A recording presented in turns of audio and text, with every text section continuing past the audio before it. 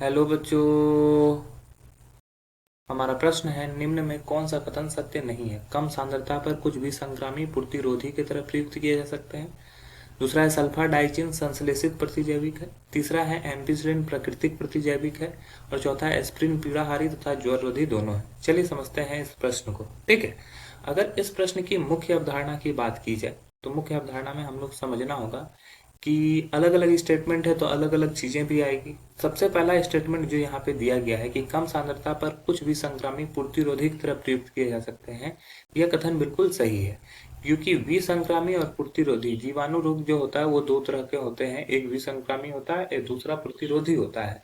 तो अगर हम बात करते हैं फिनॉल की, तो फिनॉल का अगर मान लो कि फिनॉल में अगर 0.2% हो का विलयन लें, ठीक है, और फिनॉल का 1% का विलयन लें, तो ये एक जगह पर विसंक्रामी का कार्य करेगा, एक जगह पर प्रतिरोधी का कार्य करेगा।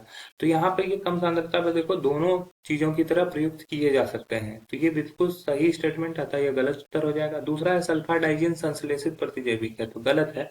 अगर बात करें सल्फा की, तो सल्फा डाइजीन जब भी सल्फा वाला सल्फा औषधि आएंगी तो वो एक्चुअली में प्रतिजैविक की तरह कार्य करता है, प्रतिजैविक की तरह कार्य करता है, लेकिन वो प्रतिजैविक नहीं होता है। इस स्टेटमेंट में लिखा हुआ है सल्फा डाइजीन जो होता है वो एक तरह का संश्लेषित प्रतिजैविक है, जो कि गलत है। ये प्रतिजैविक होता ही नहीं है, लेकिन प्रतिजैविक की तरह कार्य करता है। तो दूसरा स्टेटमेंट हमारा सही हो जाएगा।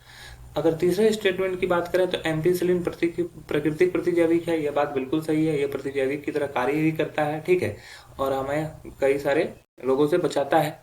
और चौथा है एस्प्रिन पीड़ाहारी और ज्वररोधी दोनों है। देखो एस्प्रिन क्या होता है, हमारी पीड़ा को हरता है, क्योंकि हमारे जो उत्तक होते हैं वो उत्तक में जो पीड़ादायक होता है उसको जाके वो कंट्रोल करता है, और ये हमारे शरीर के तापमान को भी कम करता है। तो ये भी स्टेटमेंट सही आता है, यह भी गलत उत्तर हो जाएगा। तो हमारा जो सही उत्तर होगा वो हो जाएगा ऑप्शन बी। आशा है यह प्रश्न आपको समझ में आया होगा। धन्यवाद।